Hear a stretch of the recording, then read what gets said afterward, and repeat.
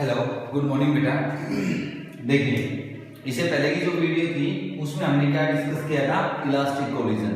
इस चीज को डिस्कस किया था, elastic collision in one dimension.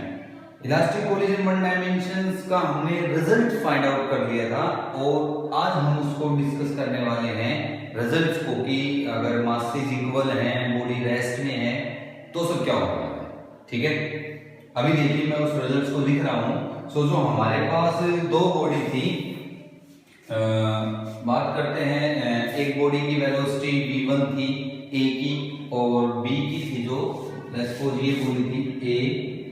After collision इसकी वेलोसिटी हो गई थी v1 और दूसरी बॉडी थी b जिसका मास m2 था, इसका मास m1 था, इसकी वेलोसिटी हो गई थी v2।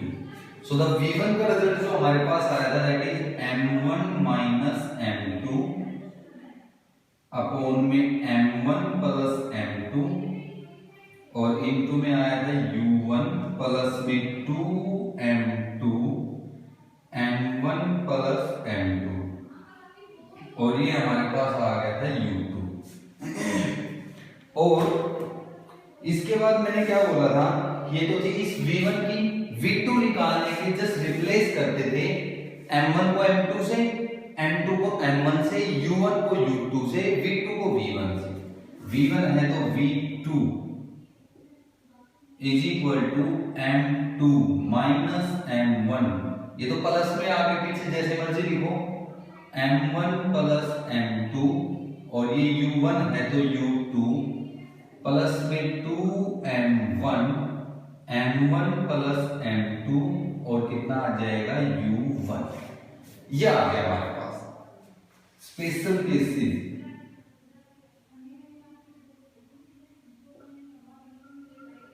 अब हम क्या करने वाले हैं, इनको डिस्कस करने वाले हैं। First, if m1 is equal to m2 से m, अगर m1 m2 की वैल्यू m है तो देखिए फर्स्ट इसको मैं कह रहा हूं फर्स्ट, इसको कह रहा हूं सेकंड। फ्रॉम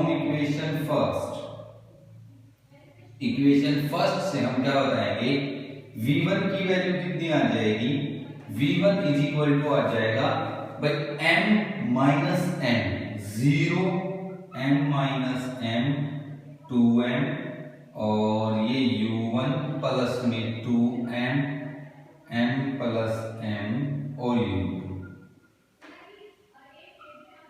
तो ये तो 0 हो जाएगा, ये कितना आ जाएगा 2m by 2m u2, m से m कैंसिल, यानी कि v1 is equal to u2 from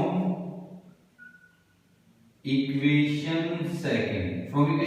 इससे क्या निकालेंगे, v2 की वैल्यू भाई m माइनस m 0 प्लस में 2m अपॉन में 2m और u1, यानी कि v1 इज इक्वल टू आ गया u2 और v2 इज इक्वल टू आ गया u1, यानी कि दे विल एक्सचेंज देयर वेलोसिटी। भाई देखो, इनिशियल वेलोसिटी ए बॉडी की जो u1 थी वो final velocity of B body की इक्वल आ गई, they will exchange their velocity. इसका मतलब क्या हुआ, they will exchange their velocity.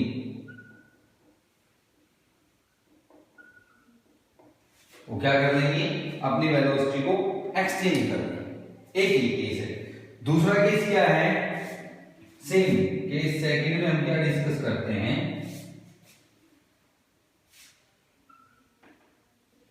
Case 2, उसमें क्या डिस्कस करते हैं, अगर m1 is equal to m2 is equal to m, ये बोल दिया मैंने, m1 is equal to m2 is equal to m, ये बोल दिया। और इसको मैं क्या कह रहा हूं कि अब की बार u2 की वैल्यू क्या हो जाए 0। मास तो दोनों बॉडी का सेम है, दूसरी बॉडी रेस्ट में, पहली बॉडी मूव कर रही। तो देखिए इक्वेशन 1 से, फ्रॉम इक्वेशन 1 से क्या आएगा हमारे पास, v1 is equal to 0 plus ये u2 0 है 2m by 2m multiply by 0, तो v1 तो क्या हो जाएगी 0। फ्रॉम इक्वेशन 2 v2 की वैल्यू पहले वाली तो क्या हो जाएगी m माइनस एम 0 और प्लस में 2m बाई 2m और ये आ जाएगी u1, यानी कि v2 की वैल्यू किसके इक्वल आ गई u1। अगर u2 0 है और दोनों बॉडीज का मास सेम है तो v1 0, यानी कि पहली बॉडी जो मोशन में थी वो रेस्ट में आ जाएगी, दूसरी बॉडी चल पड़ेगी, यानी कि टोटल अपनी काइनेटिक एनर्जी उसको ट्रांसफर कर देगी। ठीक है, हम जो मार्बल्स आते हैं, कंचे आते हैं, वो खेलते थे, तो जब उसमें एक को स्ट्राइक करते तो एक दूसरे की जो एग्जैक्टली इक्वल मासेस थी वो एक दूसरे को कोलाइड करते तो एक दूसरे की जगह पे चले जाता था और दूसरी वाली भग जाती थी आगे। तो सेम इसमें केस हुआ, एक ये बॉडी है, दूसरी बॉडी है, सेम मासेस है, ये यहाँ पे आके जम गई और ये इस वेलोसिटी से आगे साइड मूव कर गई। That is. इसके बाद जो हमारे पास केस 3 है, केस 3 उसमें क्या आता है, इफ केस 3 में क्या आता है हमारे पास, अगर m1 लेस देन m2 है, लेस देन m2, अगर m1 m2 से बहुत छोटा है और u2 की वैल्यू 0 है, मतलब b at rest, b body है वो क्या है रेस्ट में है और m1 बहुत छोटा है, तब देखिए मैं क्या करूंगा। तो भाई फ्रॉम इक्वेशन 1 से क्या लिखूंगा, v1 की वैल्यू कितनी आ जाएगी मेरे पास, m1 तो बहुत छोटा है एज कंपेयर टू m2, तो m1 को नेग्लेक्ट कर दूंगा, हमारे पास कितना आएगा माइनस m2 और नीचे कितना आ जाएगा माइनस का और ये आ जाएगा हमारे पास m1 प्लस m2 और ये आ जाएगा u1, m1 m2 की वैल्यू कितनी आ जाएगी u1, ये आ जाएगा। और m1 को इसमें नेगलेक्ट कर रहा हूं मैं क्योंकि m1 इससे बहुत छोटा है और आगे u2 की वैल्यू 0 प्लस में 0, m2 से m2, v1 is equal to minus u1, v1 की वैल्यू क्या आ जाएगी माइनस u1, v2 की वैल्यू कितनी आ जाएगी, v2 की वैल्यू m1 को तो मैं नेगलेक्ट कर रहा हूं, वैसे ही तो v2 का कोई रोल ही नहीं है यहाँ पे, तो v1 की वैल्यू u1 आ गई, तो हम क्या बताएंगे, देखो v2 की वैल्यू फाइंड आउट करूंगा तो भाई u2 तो 0 और 2m1 अपॉन में m1 प्लस m2, m1 को मैं ऑलरेडी नेगलेक्ट कर रहा हूं, ठीक है, इस m2 के कंपैरिजन में कि बहुत छोटा है, तो इस टर्म की कोई वैल्यू ही नहीं है यहाँ पे, तो हमारे पास v1 माइनस u1, यानी कि जो हमारे पास अगर मान लो कि बहुत बड़ी बॉडी है और मैंने ऐसे फेंक के मारी वो रेस्ट में है, ठीक है,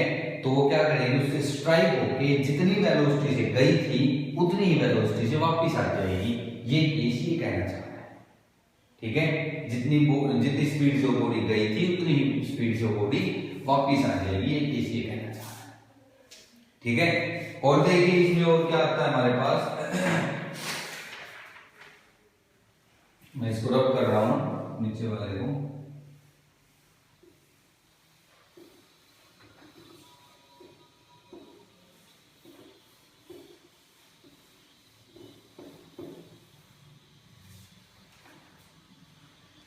देखिए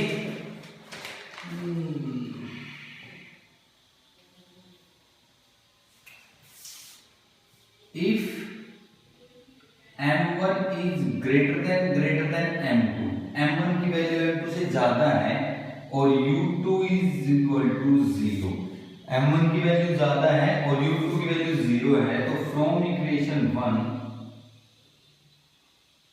1 से हम क्या बताएंगे, v1 की वैल्यू भाई m1 बड़ा है तो m2 को नेगलेक्ट कर दो, तो m1 by m2, m1 u1 और u2 0 है प्लस में 0, तो ये v1 is equal to u1 आ गया। फ्रॉम इक्वेशन 2 से क्या लिखेंगे, v2 is equal to m2 को नेग्लेक्ट करना है, हमें छोड़ना है इस इक्वेशन में, तो कितना आएगा -m1 अपॉन में m1 ये आ जाएगा। लेकिन u2 क्या है 0 है, तो मैं इसको नेग्लेक्ट कर दूंगा। 0 प्लस में 2m1 अपॉन में m1 u1, m1 से m1 कैंसिल हो गया, v2 is equal to 2u1, यानी कि v1 is equal to u1। इससे तो क्या पता चलता है, अगर m1 की वैल्यू बहुत बड़ी है तो m1 की वेलोसिटी में कोई फर्क नहीं आने वाला, जो उसकी स्टार्टिंग में वेलोसिटी थी वही उसकी फाइनल वेलोसिटी है। लेकिन जो b बॉडी थी वो m1 की डबल स्पीड के भागेगी। लेट्स सपोज हमारे पास एक जो बोलते हैं ट्रक है, बड़ा ट्रक है, और ट्रक की स्पीड है 20 किलोमीटर पर आवर, और एक छोटी गाड़ी है बिल्कुल उसके कंपैरिजन नेग्लिजिबल मास की, वो आगे खड़ी है, और ट्रक ने उसको टक्कर मारी, तो ट्रक तो उसी स्पीड से चलता रहेगा, और जो छोटी गाड़ी है वो 40 किलोमीटर पर आवर से मूव करेगी, क्योंकि 2 into u1 2 into 20 40 kilometre per hour से देख सकते हैं। समझ में आया? ये हमारे पास थे इसके क्या स्पेशल केसेस। अब हम क्या पढ़ेंगे, perfectly in elastic collision in one dimension. देखिए इसको, देखिए एक बार,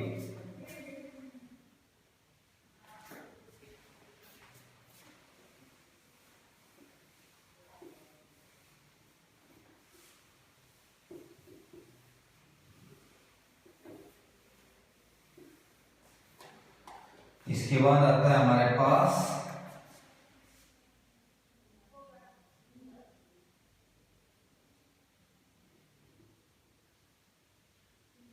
in elastic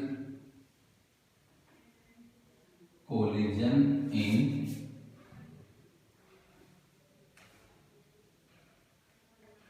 one dimension.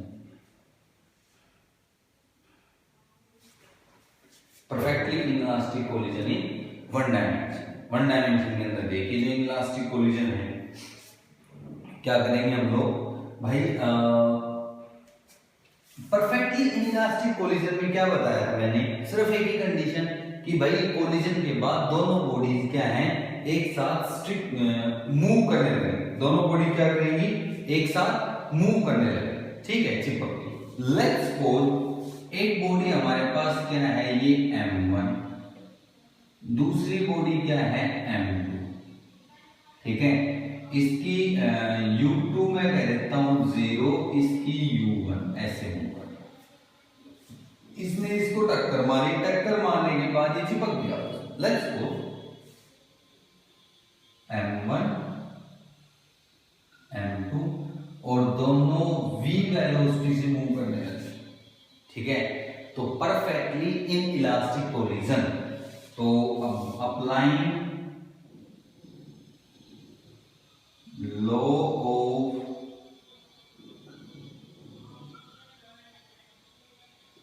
Conservation of linear momentum,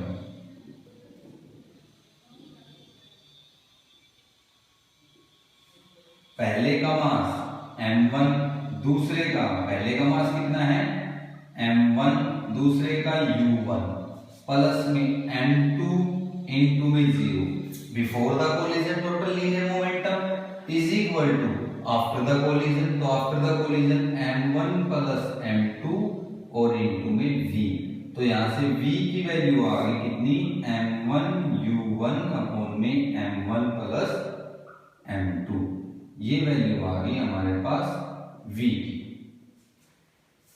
law of conservation of kinetic energy by law of conservation of kinetic energy,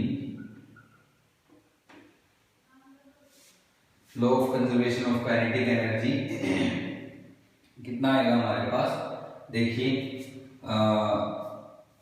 half m1 u1 square plus में 0, क्योंकि इसकी velocity कितनी है 0, is equal to half m1, okay 1 second, क्या इसमें kinetic energy conserve रहती है? अगर मैं बात करूं यहाँ पे, क्या इस केस में काइनेटिक एनर्जी कंजर्व रहती है? नहीं रहती है। एक ये तो था इनइलास्टिक कोलिजन में फर्क कि इसमें क्या था कि काइनेटिक एनर्जी कंजर्व नहीं रहती, कंजर्व रहती ही नहीं है।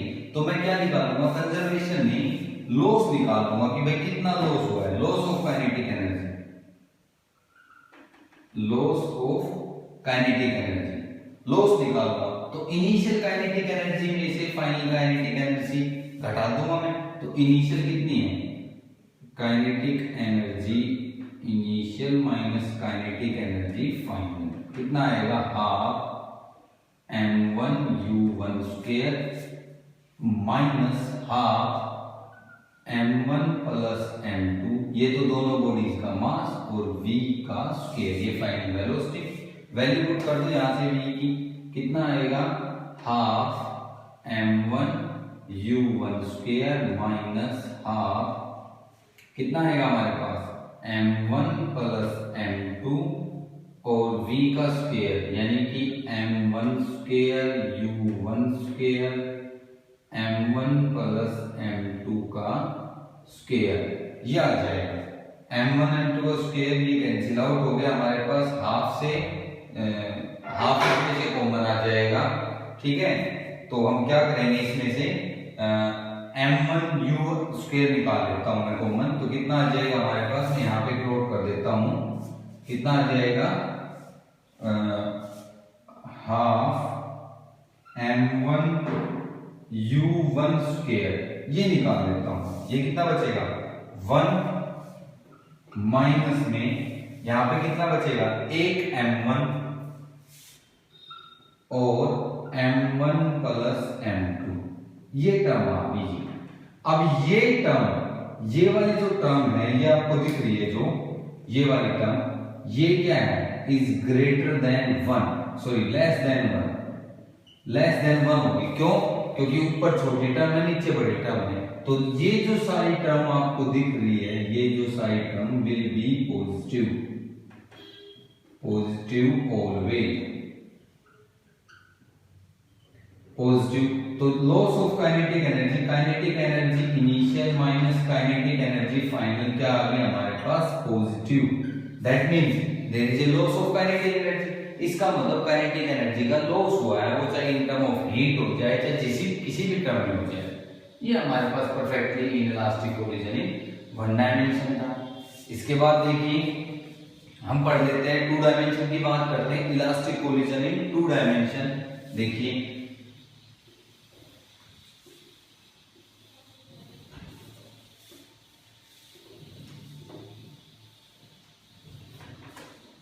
ये आता है हमारे पास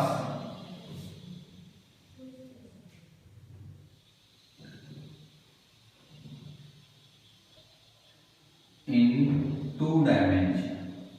टू डायमेंशन बात करते हैं तो टू डायमेंशन में कितना है? लेट्स सपोज कि एक यहां पर बॉडी है से m2, ठीक है, रेस्ट में मान लेंगे u2 इज इक्वल टू 0। एक m1 है, ये u1 वेलोसिटी से ट्रेवल कर रही है और यहां पे जाके स्ट्राइक होने के बाद ये m1 यहां पर पहुंच गई और m2 यहां पर पहुंच गई। इसकी है v1, इसकी है v2, ठीक है। और मैं कहता हूं कि ये जो लाइन थी, ये दोनों कितने एंगल से हैं? थीटा एंगल से मूव की, थीटा एंगल से। मैंने हाफ ऑफ डिवाइड कर दिया दोनों का, जितना भी एंगल बना था मैंने बिल्कुल एग्जैक्टली हाफ कर दिया कि भाई ये एग्जैक्टली इधर है, ये एग्जैक्टली इधर है, ठीक है। तो मैं रिजोल्व कर सकता हूं यहां से कितने में? ये और ये रिजोल्व कर सकता हूं क्योंकि ये वेलोसिटी है, ये एंगल थीटा है, तो ये कितना आएगा? v1 cos थीटा और ये v1 sin थीटा। इसी तरह से ये और ये हमारे पास है, ये एंगल थीटा है, तो ये आ जाएगा v2 cos थीटा और ये v1 sin थीटा, ये आ जाएगा। Law of conservation of linear momentum, conservation of linear momentum के अकॉर्डिंग हम क्या बताएंगे भाई, एक्स एक्सिस के अलोंग ले लो, वाई एक्सिस के अलोंग ले लो, बिफोर द काइनेटिक एंड, पहले तो हम क्या लेते हैं बिफोर, एक्स एक्सिस के अलोंग